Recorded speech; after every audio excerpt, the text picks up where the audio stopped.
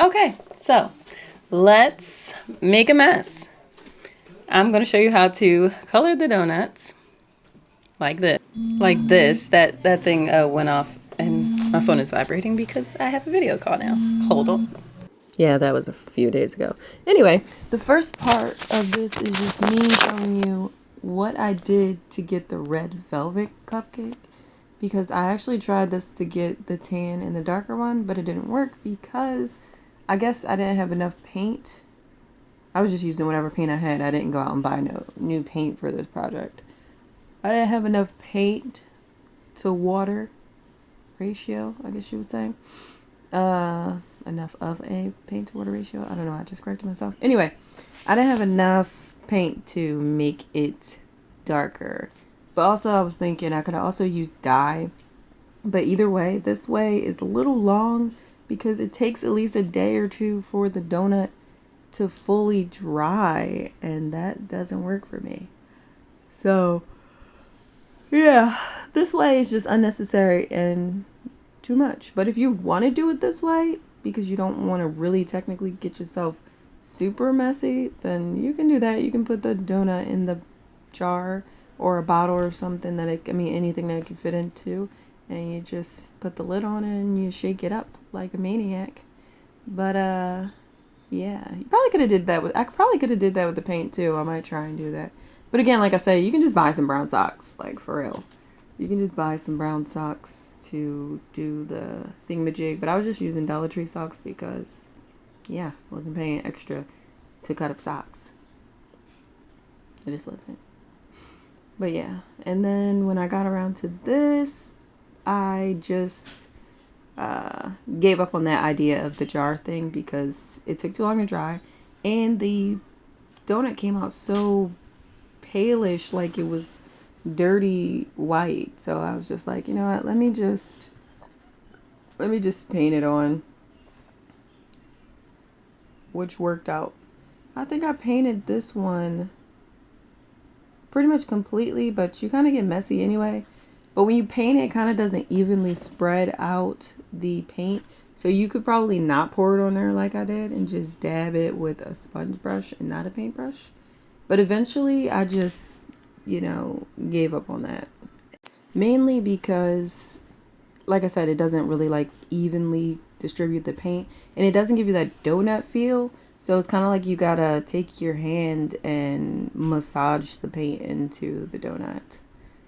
I don't know. I just like making a mess, so that's what I did. But yeah, you just like massage the donut, and it kind of takes off some of the paint and makes your donut a little fuzzy-ish. Yeah. Next time I definitely won't use so much paint so my donut doesn't get so hard. And I think you can use medium to keep the paint from being so. I'm not too sure about that because I don't remember having used that medium stuff in a while. But to make the paint softer, you would have to ask somebody else besides me. But you can also use fabric paint. Fabric paint usually keeps the color from making the object hard. And that's how I painted my chair. So yeah, you probably could use some fabric paint as well. There's so many different ways you can do this. Like, this isn't the end all be all of how you can decorate your donut or dye your donut. This is just me showing you how I do it because I like to make a mess. Yeah, after I did that one, I decided I wanted to keep one donut to be a white donut. I still am going to decorate it, but I wanted it to be one white donut. My red velvet donut. I really like red velvet. I like red velvet cake. It's all right. Here I go, putting some more paint on there. And for those paints, I actually went and got those ones. Those aren't paints that I had. This is a different day. That's why I totally forgot to mention that. But it doesn't matter anyway because, you can use what paint you have. If you have paint, like I have paint just sitting around. But I craft a lot, so I have a lot of things just sitting around. I have a whole room full of things that I can use for stuff. So, yeah. Sometimes you have to buy things. Some things you might just have if you're a crafter who doesn't really complete the task that you were given. Or that you gave yourself, I might say. But yeah, that's a lighter one. Yeah. But yeah, I found that massaging the paint into the donut is so much easier, and it's very, very therapeutic. It's nice to just get your hands all in the paint and just massage the donut. That would actually be a nice little project for kids, like especially kids who like to do hands-on stuff, or kids who, need something to do with their hands. Like, yeah, that it actually wouldn't be too bad, like for a kid that enjoys being messy. I know some kids don't like to get messy.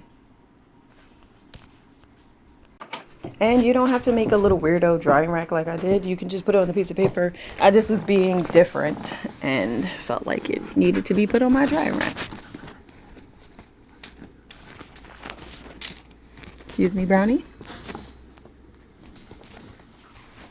Oh no, stop, please.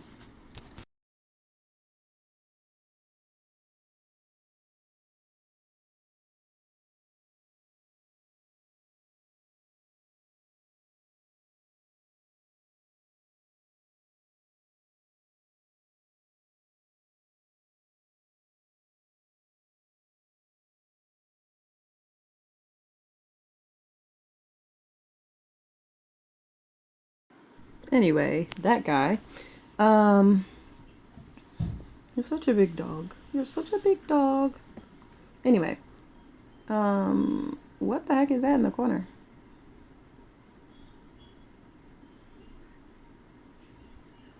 Huh, that's weird. But, yeah, that was just too weird. It got me off topic now. Yeah. Oh, I was using the darker, uh, brown. I don't know which one I like the most. I can't really. I think I like the lighter, the lighter, not the lighter one, like the middle-ish dark one. Like, it's not dark. It's kind of like middle brown. It doesn't matter.